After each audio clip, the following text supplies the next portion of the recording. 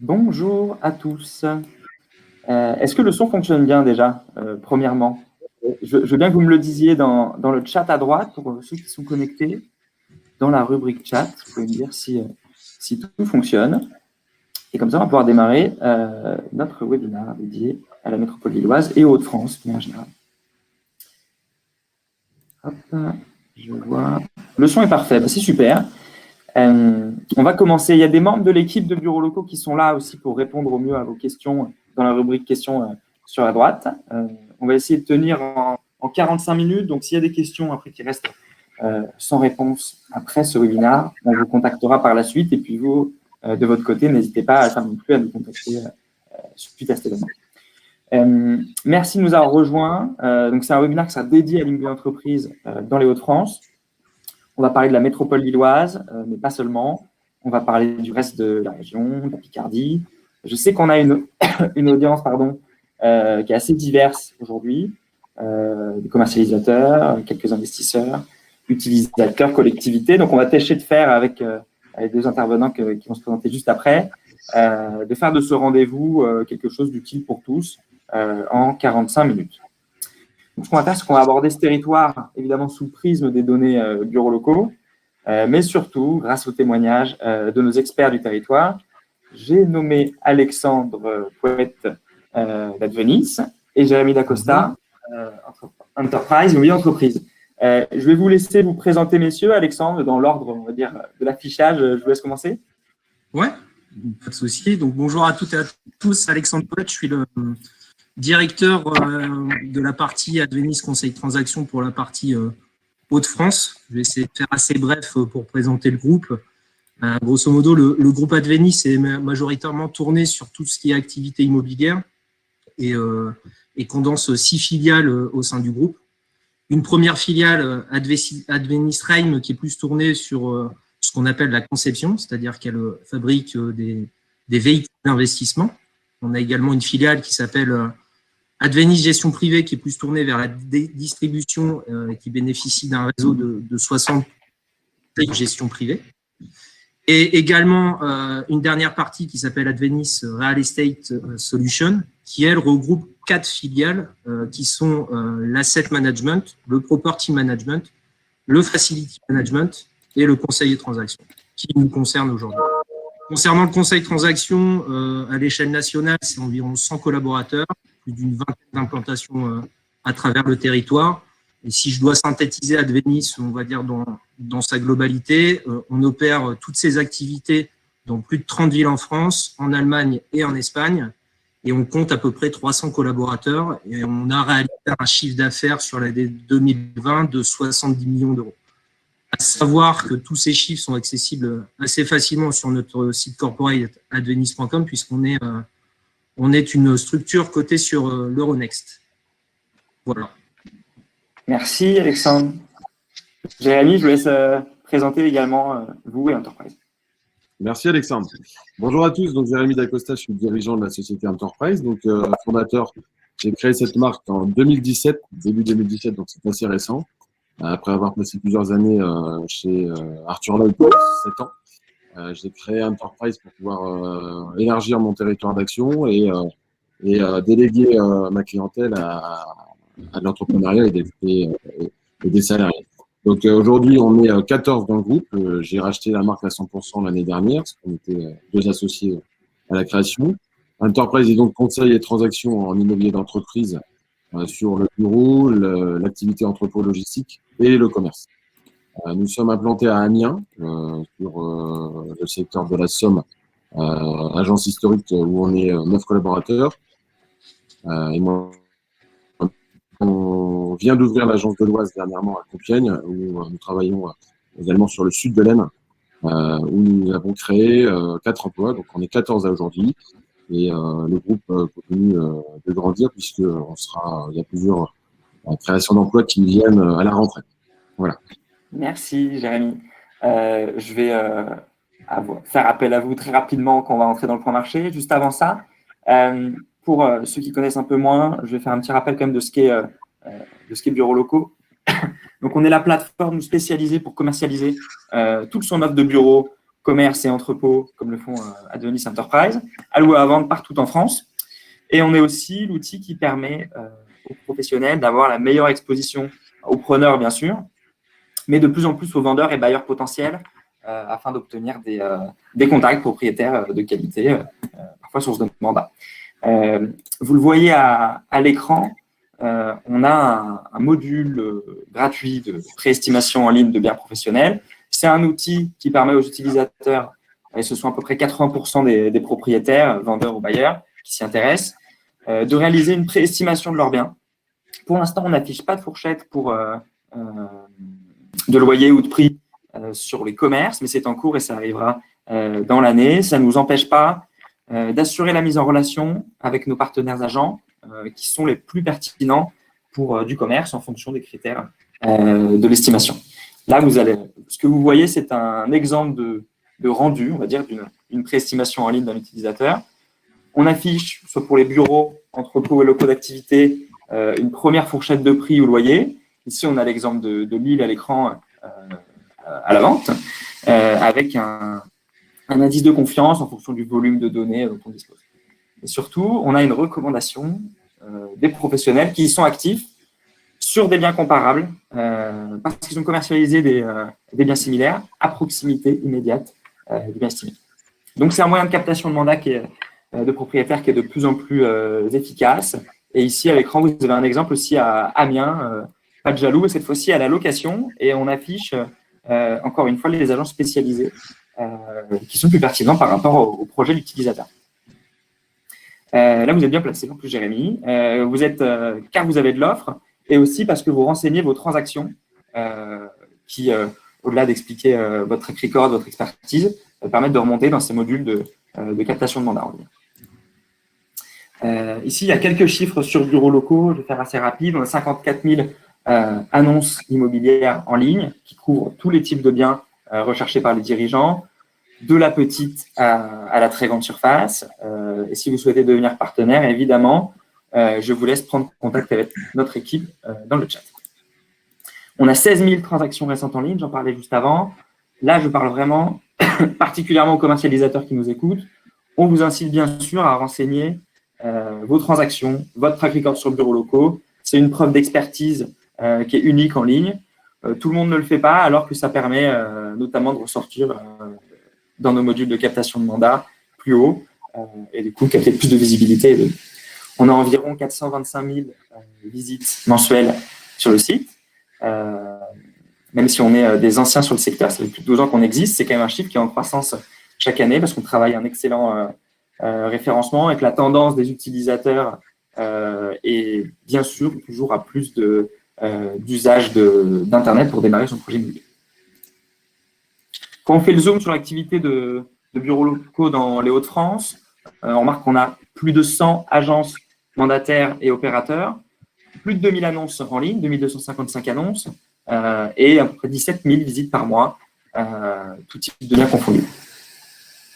2100 alertes actives, là on parle des dirigeants entreprises en recherche de locaux de tout type, bureaux, commerce et entrepôts. Maintenant, messieurs, on va rentrer un peu profondément dans le cœur de ce point marché dédié aux Hauts-de-France. Avant de zoomer sur les types de biens en particulier et de commencer par les bureaux, globalement, messieurs, et puis pour les plus novices, on va dire comme moi, par rapport à la connaissance de ce territoire, à quoi ressemble le paysage économique de votre région? Qu'est-ce qui en fait la dynamique et quels sont les gros moteurs économiques de vos territoires? Il est toujours bon, je pense, d'avoir en tête, avant de rentrer dans le type de biens, les secteurs d'activité, les entreprises un peu concernées et les grands chiffres du territoire. Donc, Jérémy, je vous laisse commencer sur votre territoire qu'on voit à l'écran à gauche.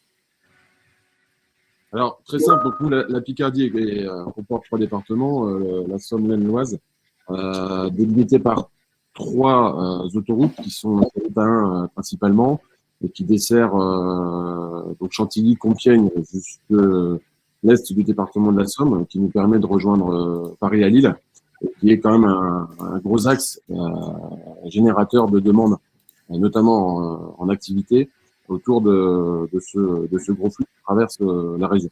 Ensuite, on a 3 pôles principaux qui sont la métropole d'Amiens, qui recueille principalement une activité tertiaire, mais aussi une activité économique en activité importante, qui représente à peu près 80% de la demande sur le département.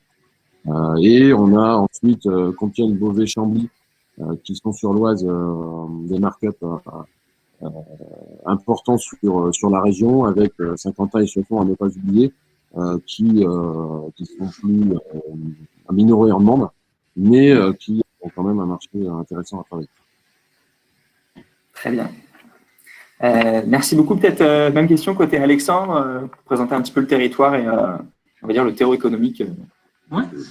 Bah, déjà, ce qui est important, c'est de planter le drapeau et de définir ce qui est réellement la métropole lilloise. Il faut savoir que la métropole lilloise, c'est le regroupement d'environ 95 communes, ce qui permet d'avoir 1,2 million, grosso modo, d'habitants à travers cette métropole. C'est également un bassin de 80 millions de consommateurs dans un rayon de 300 km à peu près. C'est pas neutre en termes de diversité économique. Et c'est également un positionnement extrêmement central. On le dit souvent et on le reprend souvent. On l'appelle un peu le carrefour de l'Europe, puisque on se situe quasiment au centre de 5 capitales majeures qui vont être Londres, qui vont être Paris, Bruxelles, Amsterdam, Cologne. Grosso modo, on rejoint Paris en moins d'1 heure et le plus long des trajets sera Amsterdam en 3 heures. Il faut voir aussi au niveau des infrastructures, c'est ça aussi qui crée un peu l'atout de la métropole lilloise. Il ne faut pas oublier qu'on a le 3e port fluvial français. On a 2 gares TGV en plein centre de l'île, avec notamment l'Eurostar qui passe. C'est informatif, c'est à peu près 25 millions de passagers par an en additionnant les 2 gares. Un aéroport international et 2 axes majeurs autoroutiers, dont statistiquement un tronçon A1 qui est quasiment considéré comme le tronçon où il y a le plus de circulation en Europe. Donc, ce qui prouve encore vraiment la bonne dynamique de la métropole lilloise. Après, je dirais aussi en termes de positionnement par rapport aux entreprises au tertiaire, on va avoir plus de 80 sièges de plus de 500 salariés à travers toute la métropole lilloise et un petit peu plus de 15 sièges internationaux. Donc, je pense qu'il y a peu de régions qui peuvent, entre guillemets, prétendre à avoir autant de représentation sur son territoire. Après, ceux qui font le business, ça serait très long de faire une liste exhaustive, mais on a beaucoup de structures locales qui se sont développées. Et on peut, moi je pense notamment à des groupes tels que le SAF, qui ont quasiment plus de 1000 collaborateurs, qui font 2 milliards d'euros de chiffre d'affaires. OVH, qui est l'un des principaux acteurs mondiaux du cloud, qui se hisse à chaque année dans le top 10 du marché du cloud et qui est Google, par exemple, ce n'est pas rien non plus. Je pense notamment aussi également à l'entreprise Rocket. Enfin voilà, tout un bassin entrepreneurial qui crée la richesse de la métropole lilloise. Merci Alexandre, on a comme ça un peu plus de contexte. Merci Jérémy également. On va regarder les recherches maintenant. On va rentrer sur la thématique des bureaux juste après. D'un point de vue des recherches qui ont eu lieu sur bureaux locaux, bien sûr, comme vous pouvez le voir à l'écran, notre site il est de plus en plus performant sur cette région. Là, on a repris les niveaux d'audience mensuels moyens depuis 2018. On a plus que doublé en 3 ans pour atteindre 17 000 visites mensuelles que je mentionnais tout à l'heure. Là, on est tout type de biens confondus. Et le département du Nord représente assez logiquement la moitié des recherches d'entreprises sur notre site, en tout cas pour la région de France. Quand on zoome, et je vais passer très rapidement, sur les bureaux, on se rend compte à l'échelle nationale que le Nord est le 7e département le plus recherché, devant les Alpes-Maritimes, les Bouches, l'Hérault et le Bas. Je passe un peu rapidement parce qu'on va essayer de se tenir à ces 45 minutes et je vais plutôt vous interroger, messieurs, sur les pages qui suivent. Là, ce que vous découvrez, ce sont les zones qui font le plus d'objets, font l'objet de plus de recherches en bureau, sur bureaux locaux depuis le début de l'année 2021. Donc, ce qu'on fait, c'est qu'on regarde ce que les gens tapent, on regarde ce que les gens regardent sur la carte sur notre site. Je précise évidemment qu'il s'agit de demandes exprimées, d'intentions de recherche, mais qu'on ne raisonne pas en volume de mètres carrés demandés ou de demandes placées, comme on pourra en discuter avec nos intervenants. Voyez-y plutôt des dirigeants derrière un ordinateur ou derrière un téléphone D'ailleurs, c'est plus de 50% de l'utilisation de bureaux locaux, le téléphone, qui s'intéresse à un territoire. Et donc là, quand on regarde les chiffres, si on somme les recherches Lille-Centre et Euralille, Alexandre, on obtient 32% des recherches de la zone, ce qui en fait le numéro 1, évidemment. Mais si on voit ces quartiers de manière assez indépendante, c'est Villeneuve-d'Ascq qui est en tête avec 25% des recherches de l'utilisateur. C'est un peu le symbole d'une métropole assez équilibrée, où les périphéries ne jouent pas qu'un second rôle. Donc, Alexandre, je le tourne particulièrement vers vous. Quelles sont, en ce début 2021, les zones qui progressent le plus? Et puis comment, peut-être qu'on pourra faire un petit retour sur 2020 aussi, comment a évolué la demande placée en 2020 sur la métropole lilloise et où on en est en 2021? Ok, beaucoup de questions pour être rapide. Déjà, par rapport à votre réflexion, oui, faut pas s'imaginer que le marché lillois se passe qu'à Lille ou à Euralille. Il faut avoir une vision très métropole du marché. Et il y a effectivement d'autres gros secteurs tels que Villeneuve-d'Ascq ou Grand Boulevard qui viennent un peu porter ce marché tertiaire. Votre tableau, il est relativement bien corrélé à la réalité du marché, c'est-à-dire vraiment on va dire la finalité, la transaction. Si on mène nos études jusqu'au bout, on constate effectivement en additionnant Euralille et Lille-Centre qu'on est sur effectivement le premier marché considéré quasiment comme le marché prime de la métropole. Et après, viennent toujours Villeneuve-d'Ascq et Grand Boulevard. Et selon les disponibilités et le stock, on retrouve deuxième Villeneuve-d'Ascq et dans un autre Grand Boulevard deuxième également. Donc, ça va dépendre effectivement de la production de surfaces qui vont être proposées. Par rapport à votre question, comment s'est comporté le marché 2020 à pas rentrer dans les détails, je pense qu'on a tous vécu la même chose, que ce soit sur le plan régional que sur le plan national. On ne fait pas exception à la règle. Le volume de mètres transactés a baissé quasiment de 46%, avec une grosse répercussion sur la commercialisation du neuf, qui s'explique notamment par un coup de frein des grands comptes qui ont arrêté concrètement les projets. Et on sait tous que les grands comptes sont consommateurs de grandes surfaces. À l'inverse, 2021, je pense que c'est encore un peu tôt de se prononcer, puisque les chiffres du premier semestre sont en cours de consolidation. On a un premier recul sur le premier trimestre qui est plutôt positif sur le seconde main, un peu poussif sur le neuf. Positif sur le seconde main, je tiens à attirer l'attention, on a quand même atteint un record sur les 6 dernières années, puisque en termes de volume, et ce qui est important et ce qui prouve qu'il y a une dynamique et que ça bouge, c'est qu'on a atteint 109 transactions, alors que sur les 5 dernières années, on est entre 60 et 80 transactions sur le premier trimestre. Quant au neuf poussif, néanmoins, je pense qu'il faut attendre fin d'année, puisqu'on est en train de récupérer un petit peu de visibilité avec le retour au travail, etc. Et je pense que c'est un peu tôt d'anticiper le marché du neuf, où il faudra effectivement attendre fin d'année pour pouvoir en tirer des conclusions peut-être un petit peu plus pertinentes. Mais en tout cas, ce que je vois passer en termes de communication dans la presse, je pense notamment par exemple au deuxième trimestre où Verbaudet apparemment vient de prendre 4500 mètres carrés à Tourcoing pour déménager son siège social. Je pense qu'il y a d'autres transactions qui vont passer de cet acabit. Donc, attendons fin d'année pour le neuf, mais je pense qu'on est vraiment dans une année de transition et de redémarrage qui annonce de belles années qui risquent de suivre. Plutôt de belles choses, et puis du coup, record trimestriel sur le second main en bureau. Exactement. À savoir très rapidement qu'on n'a jamais fait des très bons premiers trimestres en neuf. C'est toujours le deuxième, troisième, quatrième trimestre que la machine se met en route et qu'on commence à sortir des mètres carrés de manière un peu plus conséquente. Bien compris. Jérémy, sur votre territoire et suite aux propos d'Alexandre, comment vous appréciez la demande exprimée en Picardie en bureau, pareil avec ce focus 2020, mais surtout quelle est la tendance sur ce début d'année? Ouais. Alors nous on est sur un marché qui est forcément complètement différent et beaucoup plus diversifié, moins dense.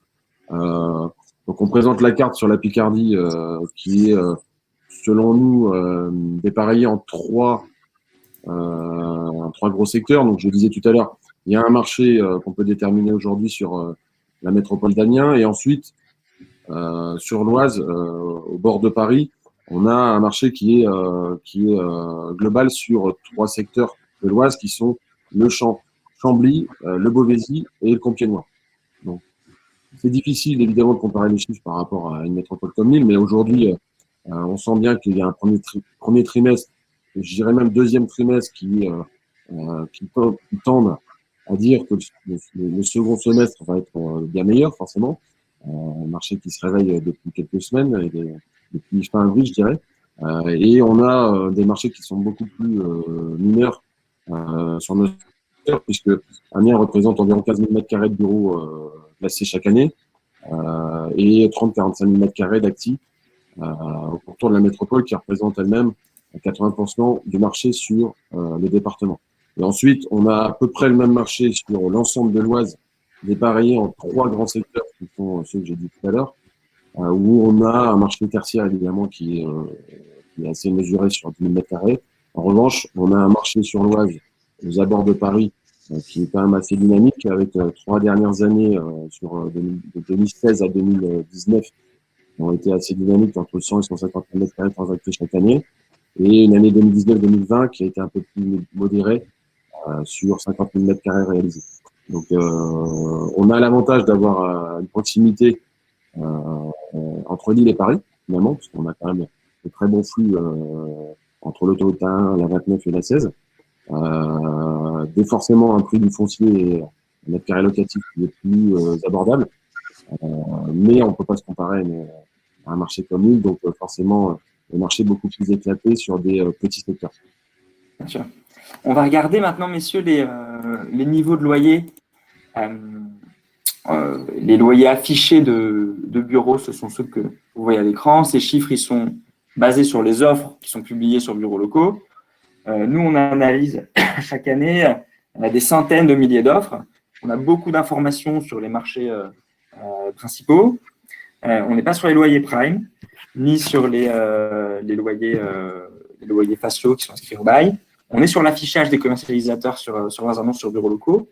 On a beaucoup de données. C'est-à-dire que quand on est sur 2300 offres en ligne dans les Hauts-de-France en ce moment, il faut dire qu'on voit passer plutôt 8000, 10 000 annonces sur une année, une offre restant en moyenne 3 mois sur notre site. Donc voilà à quoi ressemblent les loyers moyens des offres de bureaux du territoire. Côté Nord-Pas-de-Calais et au sens administratif des villes, on va dire, notre moyenne des loyers affichés, elle est de 173 € à Lille, suivie de Villeneuve-d'Ascq et Roubaix autour des 125 € par mètre carré par an. Voilà, ça c'est pour l'affiché des commercialisateurs, hors négociation et hors mesure d'accompagnement évidemment. Et ce à cache, comme toute moyenne bien sûr, une grande hétérogénéité des biens et des prestations.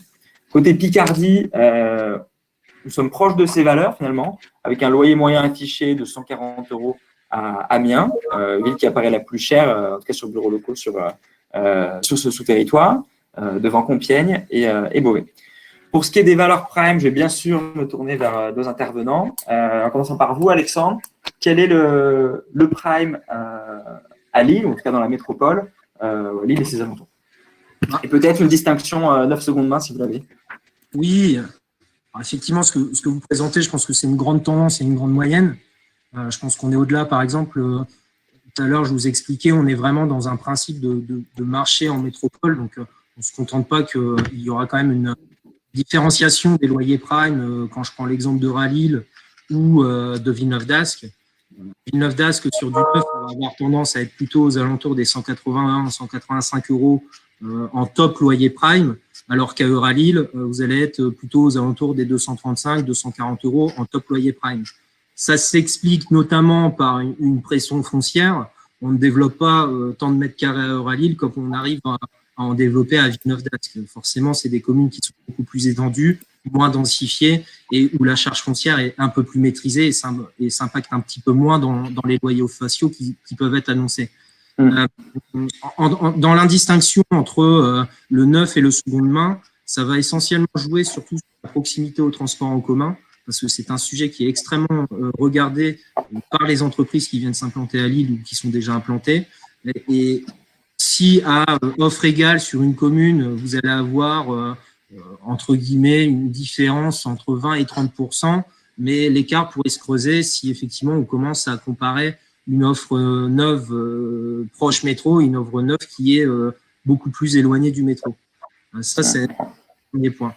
Je voudrais aussi souligner la qualité du maintien du loyer facial. Je prends par exemple sur le loyer de prime Euralil à 240 €. Si on se compare aux autres régions et aux autres métropoles et aux grandes métropoles, je comparais parce que j'ai eu les chiffres et je remercie d'ailleurs ma collègue de Lyon qui m'a communiqué les chiffres lyonnais.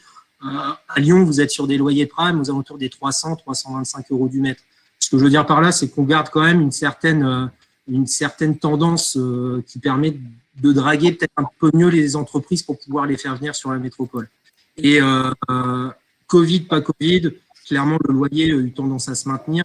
Et j'ai envie de dire que c'est aussi un signal fort qu'on envoie aux investisseurs et on leur montre aussi que le marché est relativement stable et qu'on n'a pas non plus une énorme volatilité sur les loyers, que ce soit à la baisse ou à la hausse. Donc, j'ai envie de dire que ça permet de maintenir une certaine garantie des loyers et de nous permettre d'avoir un marché tertiaire qui est relativement plutôt sain. Ça marche. Merci Alexandre. Jérémy, quelles sont les valeurs que vous observez et comment évoluent peut-être les demandes des utilisateurs récemment relatives aux mesures d'accompagnement? Alors, nous, forcément, on a un marché qui identifie beaucoup moins de différences de loyer entre les offres, puisque on a très très peu de projets neufs en tertiaire sur les secteurs qu'on travaille, en Picardie. On a forcément un secteur qui est très demandé, mais difficile à atteindre, puisqu'il y a une pression foncière importante au pied de Gare d'Amiens, puisqu'à Amiens, on est à 55 minutes de Paris en TER, parce qu'on n'a pas le TGV. Mais en tout cas, on a le prime d'Amiens qui est demandé en centre-ville. Et après, on a très peu de différence entre les loyers sur le secteur qu'on travaille. D'abord parce qu'on a des marchés en tertiaire qui sont assez mesurés par rapport au marché de l'activité entrepôt qui lui est très dynamique. Puisqu'on a un secteur qui est très agroalimentaire ou aéroportuaire, donc c'est tourné vers l'activité entrepôt. Donc au final, on a très peu de différences. Alors on note effectivement qu'il y a eu durant cette période sanitaire difficile un marché très calme en tertiaire, notamment sur le locatif. En revanche, on a eu pas mal de structures qui recherchaient elles plutôt à acquérir leurs locaux. Et ce qui fait qu'il y a eu quand même des opportunités pour les vendeurs de très bien vendre leur plateau. Mais voilà, on n'a pas encore les effets aujourd'hui des valeurs locatives du marché, puisque le marché se réveille en tertiaire sur notre secteur en tout cas. Et je pense pas que les valeurs seront plutôt à la baisse, puisque aujourd'hui on a quand même une offre qui est assez équilibrée par rapport à la demande. Merci Jérémy, nous aussi, c'est une tendance qu'on a repérée chez Bureaux Locaux, la très très forte attention, on va dire l'intérêt à l'achat de ces bureaux. Aujourd'hui, si toutes les recherches repartent en bureau sur Bureaux Locaux, ça repart encore plus vite, encore plus fort sur l'achat. Je regarde un petit peu la montre, je vois qu'on n'est pas hyper en avance, mais on est quand même pas mal. Je vais vous donner le challenge, messieurs, en une trentaine de secondes, nous présenter l'annonce que vous souhaitiez mettre en valeur et nous expliquer pourquoi vous avez voulu nous montrer cette offre en quelques secondes. Alexandre, je vous laisse commencer.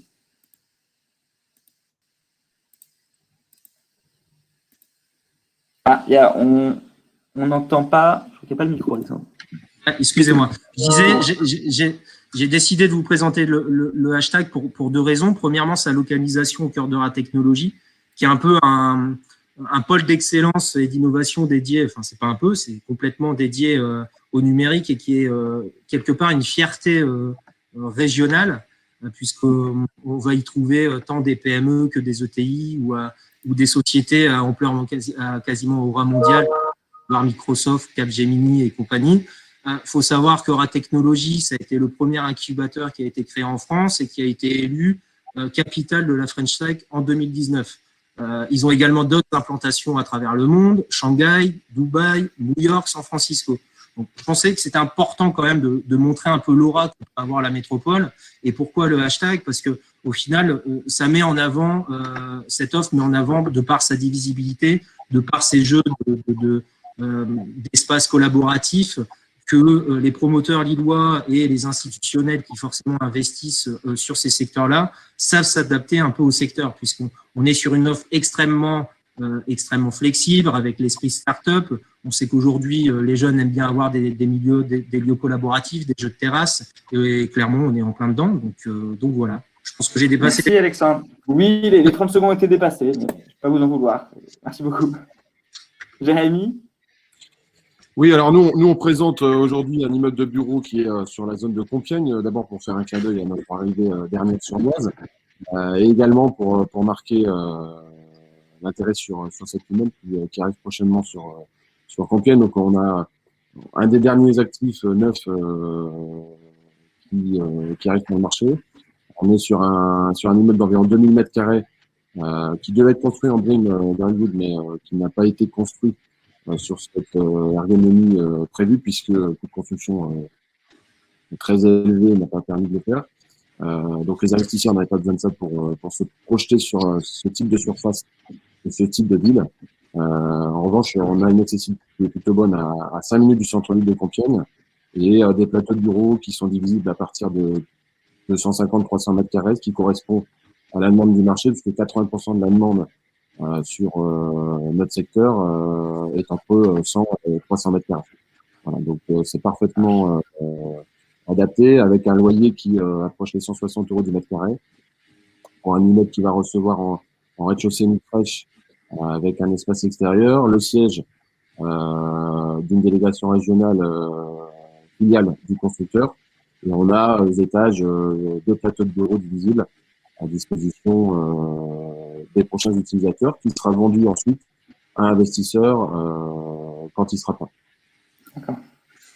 Merci, messieurs. Ces offres, elles sont sur Bureaux Locaux. On va dire qu'il nous reste à peu près une vingtaine de minutes si on veut respecter le timing. Donc, on va passer sans plus attendre aux entrepôts et locaux d'activité. Et là, on a à l'écran, Jérémy, un zoom sur la Picardie avec vos données que je vais bien sûr vous inviter à commenter, avec ces questions en toile de fond. Sur les entrepôts et locaux d'activité, quelle dynamique observez-vous sur ce segment? Quelles sont les zones clés et quelle est la tendance sur ce début de 2021? Alors, effectivement, donc là, j'ai un peu plus de contenu, évidemment, que sur le tertiaire, puisqu'on est complètement sur un marché très dynamique, notamment sur l'Oise, mais également sur Amiens Métropole, sans oublier l'Aisne qui parfois recueille quelques demandes. Mais on est sur Amiens, sur un marché qui recueille environ 35 à 45 000 mètres carrés chaque année depuis 10 ans, ce qui est assez intéressant. On a, je pense, dans beaucoup de secteurs, une pression foncière qui fait qu'aujourd'hui, on a de plus en plus de difficultés à installer nos clients, avec un marché du seconde main qui reste assez faible. Donc, forcément, on a des opportunités de pouvoir réaliser des clés en main pour nos clients de façon continue. En revanche, des secteurs qui ne proposent plus ou qui proposent de moins en moins, en tout cas, du foncier. C'est pourquoi on fera un clin d'œil en fin de réunion pour marquer une zone qui va s'étendre sur la Picardie à 40 minutes de Paris. Et on a sur le secteur de l'Oise, effectivement, à proximité de Paris, avec 2 autoroutes, la 1 et la 16, qui nous permettent de recueillir pas mal de demandes.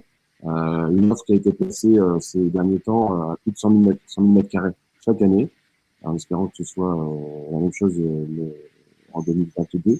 Puisque sur les 2 dernières années, on a un marché qui a fait plus de 50 000 mètres carrés, donc 50% les 3 dernières années de 2016 à 2019.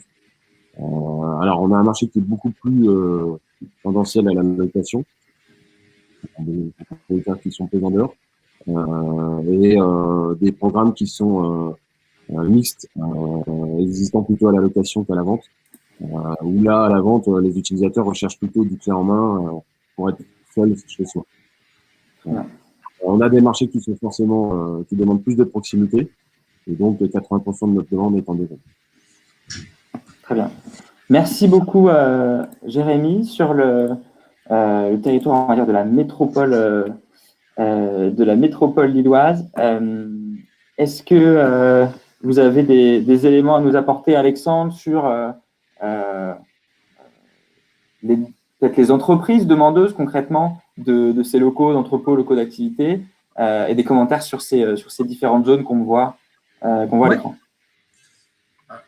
Avant de parler de cartographie, je dirais que le marché, que ce soit en 2020-2021, sur la partie activité, c'est, pour reprendre un peu l'expression d'un chanteur connu, c'est une petite entreprise qui ne connaît pas la crise. Le marché est extrêmement tendu à l'offre. On travaille beaucoup de produits off-market. À peine le locataire a dénoncé son bail que ça se reloue. Enfin, il y a une vraie dynamique sur le marché. On est en manque d'offres et le secteur est extrêmement tendu, que ce soit à la location ou à l'achat.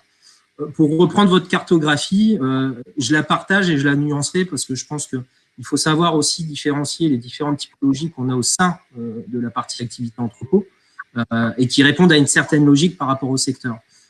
Sur les secteurs 3 et 2, qui sont essentiellement les secteurs nord et sud, vous allez retrouver les grosses zones d'activité. Je pense notamment au CRT de Léquin et je pense au CIT de Ronc sur le nord de la métropole. Le nord, on peut aussi également retrouver des entrepôts qui vont être souvent supérieurs à 2000 m² jusqu'à des plateformes logistiques qui répondent à une problématique de livraison et d'un atout, c'est d'être frontalier à la Belgique. Sur le sud, effectivement, le bassin qui borde la dorsale 1, on va retrouver un peu la même typologie d'offres au final, des entrepôts, on va dire, à taille minimum entre 1000, 2000, 3000 m² jusqu'à des plateformes logistiques qui auront tendance à être un peu plus au sud de l'Équin. Pour la partie un peu plus centrale, qui est le 4, le 1, le 5, j'aurais tendance à les regrouper parce qu'on commence à rentrer dans la métropole, là où au final, tout ce qui est transporteur logisticien ne veulent pas traverser parce qu'on est quand même sur une circulation relativement dense et tout ce qui est plateforme logistique ont une certaine logique d'optimisation du transport. Donc là, vous allez être essentiellement sur des zones typiques Pilaterie, par exemple, qui est une zone qui a le vent énormément en poupe depuis ces dernières années, où vous allez retrouver des entrepôts un petit peu plus à taille humaine, en dessous de 1000 m² et vous allez avoir essentiellement des activités de type un peu plus vente au comptoir. Et après,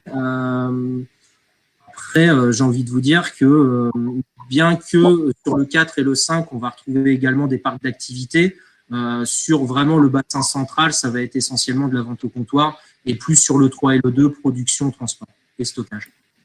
Très clair. Merci beaucoup, Alexandre. On a fait l'exercice ensuite de regarder par sous-catégorie, c'est-à-dire entrepôt et locaux d'activité, les loyers affichés sur bureaux locaux en juin 2021, évidemment sur la base des offres mises en ligne sur bureaux locaux. Donc la frontière, vous l'avez dit, elle est parfois un peu poreuse entre les deux types de biens. Très schématiquement, on distingue les entrepôts où on stocke et les locaux d'activité où on travaille. Et on retrouve bien souvent une part plus importante de bureaux au sein des locaux d'activité. On voit que sur les 4 départements sur lesquels nous avons assez d'informations pour analyser, on se situe entre 40 et 60 euros par mètre carré par an, évidemment, sur les entrepôts, et entre 54 et 76 euros sur les locaux d'activité. Donc, s'ils sont intéressants, on va dire, pour se comparer aux autres départements, ça reste évidemment une moyenne qui regroupe aussi une belle hétérogénéité. C'est donc évidemment à prendre avec des pincettes, d'autant plus que nous sommes sur les loyers affichés en ligne. Est-ce que, messieurs, vous pouvez nous donner votre vision sur les prix, en particulier les loyers sur les entrepôts locaux d'activité sur le territoire, et comment ils évoluent? Nous, ce qu'on voit sur bureaux locaux, c'est que c'est des types de biens qui sont en hausse, prix de vente, loyer, depuis déjà un peu de temps. Qu'est-ce que vous remarquez sur votre territoire? Jérémy, je vous laisse commencer. Oui, vous avez raison. On a effectivement un marché qui forcément est difficile à atteindre pour la demande, avec une pression foncière importante. Donc, il y a un marché de seconde main qui est assez restreint. Du coup, les valeurs ont tendance à stagner, voire augmenter parfois. Donc, les biens vieillissent, mais les valeurs stagnent, voire même augmentent avec des valeurs qui n'ont pas forcément besoin de rénover leur bâtiment, parce que parfois la demande le fait elle-même, avec un accompagnement sur les loyers qui peut être réalisé en général sur les 2 ou 3 premières années. C'est plutôt la tendance du marché. On a effectivement un loyer autour des 40-43 euros du mètre carré en logistique qui se réalise. En activité, c'est un peu plus fluctuant en fonction de la vétusté des bâtiments. Mais effectivement, sur du prime, on est, nous, en général, entre 60 et 70 euros du mètre carré sur la Somme-et-l'Oise, là où on recueille beaucoup de demandes, avec un marché qui est un peu plus à la hausse sur l'Oise à proximité de Paris. Je laisse compléter Alexandre, mais hyper rapidement parce que on va essayer de tenir. Ouais, mais ça sera identique à Jérémy et je l'ai dit précédemment, on est sur un marché actuellement qui est extrêmement tendu à l'offre et forcément dans la logique et par mécanisme, j'ai envie de vous dire que les prix vont forcément remonter.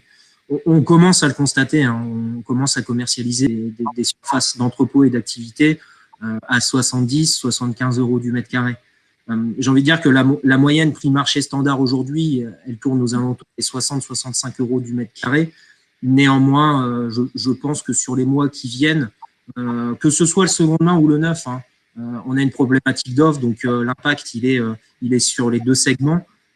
Clairement, on a une tendance qui est clairement haussière sur les parties entrepôt et parties activité. Comme pour les bureaux, je vous ai demandé, messieurs, de faire un zoom sur une offre précise de votre portefeuille sur Bureaux Locaux, sur le segment entrepôt activité. Voilà les deux offres que vous avez choisies. Alexandre, pourquoi avoir choisi celle-ci? Oui, pourquoi j'ai choisi celle-ci? Parce que je vais essayer de faire vite, mais il y a une belle histoire à raconter parce que tout à l'heure, je parlais de l'attrait de la métropole pour les sociétés qui ne sont pas implantées, donc de l'exogène. On n'avait pas encore communiqué dessus et j'ai eu l'autorisation et je remercie à l'actionnaire de la société Electis qu'on a implanté et qu'on a signé en BFA pour l'implantation de leur site régional qui développera 1400 mètres carrés d'entrepôt et d'espace de vente. À savoir qu'Electis est une société qui est spécialisée dans la distribution. C'est une des plus grandes sociétés d'ailleurs indépendantes spécialisée dans la distribution électrique. Et c'est vrai que l'actionnaire principal qui avait vocation à développer encore plus le national avait mis en concurrence différentes métropoles régionales. Et on a pu remarquer qu'il a vite pris la décision de venir s'implanter sur l'île, de par déjà des connexions assez identiques par rapport à sa région d'origine de Strasbourg. Et en plus de ça, après une analyse, puisque c'est des gens qui sont des vrais sachants dans l'immobilier d'entreprise, ont vite décidé de venir s'implanter sur le CRT de l'Équin.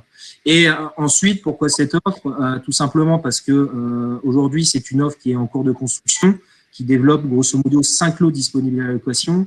Aujourd'hui, on a accompagné en exclusivité la commercialisation de 3 lots sur 5 et reste aujourd'hui 2 lots de 1218 et un lot d'environ 1800 mètres carrés qui sont au final des cellules qui correspondent parfaitement en ce moment aux recherches des entreprises. Et on est convaincu que bien avant la livraison, ces 2 cellules seront commercialisées. Ça marche. Merci Alexandre. Jérémy, je vous laisse aussi nous expliquer votre offre. Oui, alors nous, on a choisi une plateforme logistique pour effectivement marquer l'opération. Effectivement, on recueille depuis l'arrivée d'Amazon sur le secteur, puisqu'Amazon est arrivé sur la métropole en 2017 sur Bove et également sur Senlis dernièrement dans l'Oise. Et on remarque effectivement, grâce aux appuis de tout à l'heure, autoroutiers qui nous permettent d'avoir des flux très intéressants entre Lille et Paris. On remarque sur la ville d'Amiens, depuis l'arrivée d'Amazon, un certain attrait au niveau logistique. Et on n'a aucune surface aujourd'hui disponible sur le secteur. Donc, je voulais marquer le coup avec ce projet qui grâce à Issimail, qui nous fait confiance avec nos confrères spécialistes du métier, et donc, ce bien aujourd'hui a été commercialisé pendant plusieurs mois l'année dernière en mono-utilisateur sur 116 000 m², donc on fera un des plus gros projets en France actuellement. Et ils nous ont ouvert depuis le début d'année la possibilité de diviser cet actif à la vente ou à la location sur des cellules d'environ 30 000 m². Donc au pourtour d'Amiens sur l'autoroute A16 et A29 en direction de Calais. Donc, qui nous permet également d'avoir une très belle offre à proposer sur le marché de la logistique. Merci Jérémy, c'est parfait. Avant de clore ce webinaire, messieurs, on va jeter un œil à un petit peu de prospective, on va dire. Vous avez chacun choisi un projet ou un territoire, en tout cas quelque chose sur lequel vous vouliez insister un peu plus profondément sur votre territoire. Et Jérémy, vous avez choisi de nous parler de de Nova Park. Est-ce que vous pouvez nous en dire deux mots en oui, 2 minutes, ce serait parfait. On a parlé depuis le début. Je pense que c'est pareil sur la métropole lilloise. Mais en tout cas, c'est un effet notable sur notre secteur.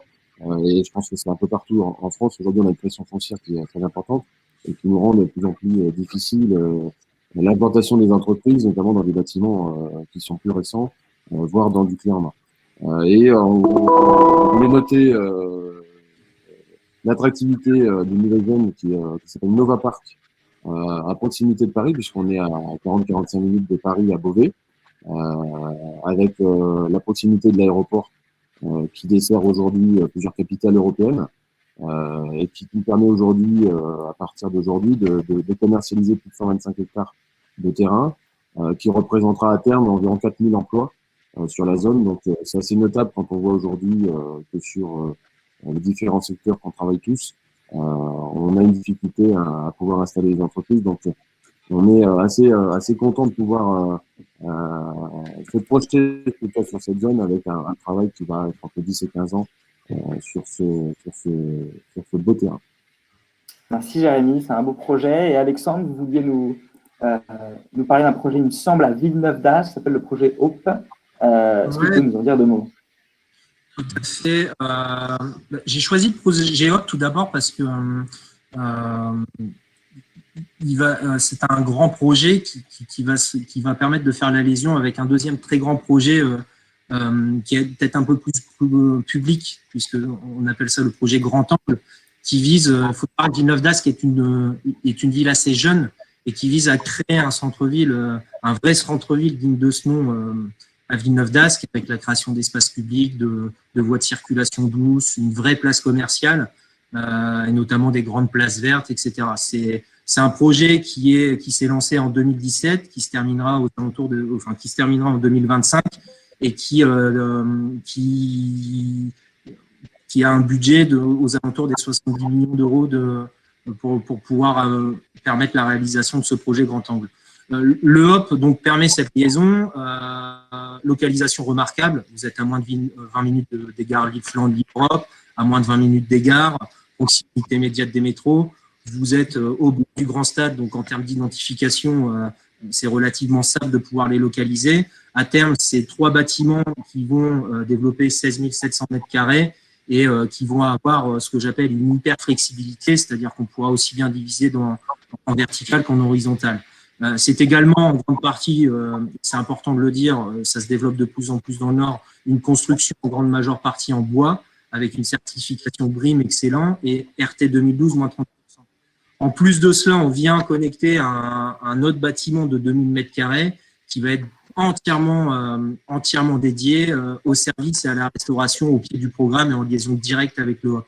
C'est un sujet qui sera disponible en 2023 et je sais d'ores et déjà on a beaucoup effectivement de demandes grands comptes et de grands sièges régionaux qui s'intéressent fortement à cet ensemble. Et je pense qu'à mon avis, il devrait y avoir des communications d'ici 6 mois sur ce sujet qui, à mon avis, sera un vrai succès à la commercialisation. Merci beaucoup, Alexandre. Je le présente très vaguement, mais je publierai une vidéo par la suite pour le présenter un peu plus en détail. Ça vaut le détour. Super. Merci Alexandre, merci Jérémy. Avant de vraiment se quitter, vous avez chacun, messieurs, une petite carte blanche pour clore la présentation en parlant de vous, votre entreprise, du marché, comme vous le souhaitez. Alexandre, dans l'ordre, je vous laisse commencer. Ouais, je vais faire très bref parce que au final, comme je le disais tout à l'heure, je pense que le vrai bilan, on le fera en fin d'année. Ce sera peut-être l'occasion de refaire un webinaire ensemble avec Jérémy et Antoine, pourquoi pas. Mais oui, je vais me répéter, mais 2020 a été une année compliquée, surtout sur la partie tertiaire. Néanmoins, la activité a été extrêmement résiliente. Maintenant, je vois 2021 vraiment avec beaucoup de signaux favorables pour une vraie reprise. On le voit par rapport à la commercialisation qui a eu lieu au premier trimestre. Et c'est vrai qu'on attend impatiemment les résultats du premier semestre qui sont en cours qui risqueraient d'être publiés d'ici un petit mois. Mais beaucoup de signaux favorables pour une reprise et beaucoup de transactions que je vois passer dans le neuf qui, je pense, vont permettre de redorer un peu le blason du marché tertiaire sur la métropole. Et d'un point de vue peut-être un petit peu plus personnel par rapport à Advenis, nous, on maintient sincèrement notre confiance dans le développement de nos équipes en métropole lilloise. Et en tout cas, j'ai envie de dire qu'on voit les années passer et on ne perd pas espoir et on est convaincu que la reprise est imminente et devrait, je l'espère, avec une meilleure visibilité, une sortie de crise avec les gens qui commencent à revenir au travail, parce qu'au final, on voit que le télétravail n'est pas qu'une fin en soi. On a besoin de liens sociaux. Je pense que tout ça fait que, à terme, les grands comptes, les entreprises auront une meilleure visibilité pour reprendre à nouveau des décisions importantes dans leur stratégie immobilière. Merci Jérémy. Merci Alexandre, pardon Jérémy, je vous laisse enchaîner. Oui, pour le mot de la fin, c'est pareil. Je rejoins Alexandre sur l'enthousiasme qu'il peut donner au marché aujourd'hui. On sent qu'on est en train de sortir d'une période compliquée et tout le monde a hâte de reprendre ses bonnes habitudes. Et on voit que les modes de consommation sont quand même un peu différents. Aujourd'hui, tout le monde veut revenir à la normale, mais les modes de consommation ont changé. Je voulais aussi parler un peu du commerce. On n'en a pas parlé. Aujourd'hui, Enterprise a aussi son département retail qui permet de répondre à la demande, et notamment des enseignes nationales qu'on suit. On a une grosse tendance aujourd'hui, évidemment, du marché très dynamique sur la restauration et l'alimentaire, mais on a également, ce qui est plutôt positif, d'autres secteurs qui se développent. Il n'y a pas que l'alimentaire, il n'y a pas que la restauration en ce moment. On a aussi des enseignes qui sont moins connues en discount qui se développent beaucoup et qui sont un peu moins connues avec des enseignes aussi internationales qui viennent se développer en France, sur lesquelles on est mandaté. Donc beaucoup de signaux positifs. Je rejoins Alexandre. Beaucoup d'enthousiasme sur la suite de l'année et puis les prochaines années. Et puis pareil, moi aussi me concernant, mon enthousiasme va avec le développement du groupe puisque 14 emplois créés en 3 ans et on va continuer le développement. Je vous réserve quelques surprises sur le marché dans quelques temps. Voilà. Je voulais remercier les bureaux locaux en tout cas pour votre invitation aujourd'hui. Les personnes qui nous écoutent.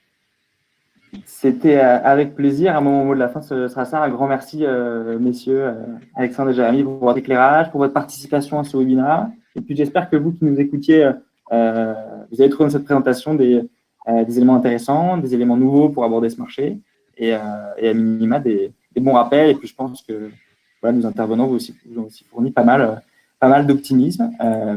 Il se trouve que nous, notre prochain webinaire, ce sera le 2 juillet, c'est marqué juin, ce sera le 2 juillet 2021. Et c'est pas du tout ça. Je vous mets le lien en chat. C'est pas ce qui est à l'écran. Le prochain webinaire, le 2 juillet 2021, ce sera sur justement les premiers résultats du semestre 2021 qui vient de se dérouler. On reviendra bureau, commerce, entrepôt sur la demande et sur les niveaux de loyer. Donc, ça sortira fin de mois. Et du coup, le 2 juillet, on pourra faire une présentation de nos indicateurs avec un webinaire dédié au baromètre que je viens de vous mettre dans le chat. Voilà. Si vous avez d'autres questions, évidemment, sur bureaux locaux, si vous êtes un professionnel de la transaction en immobilier entreprise, je vous invite évidemment à contacter Nathanaël Cocro, qui est notre directrice commerciale, dont le contact est affiché. Et puis, si vous avez d'autres questions plutôt sur cette présentation, sur le point marché, je vous invite à me contacter moi. Mes coordonnées sont également à l'écran. Encore une fois, merci beaucoup, messieurs. Et puis, je vous souhaite à tous une très bonne fin de semaine.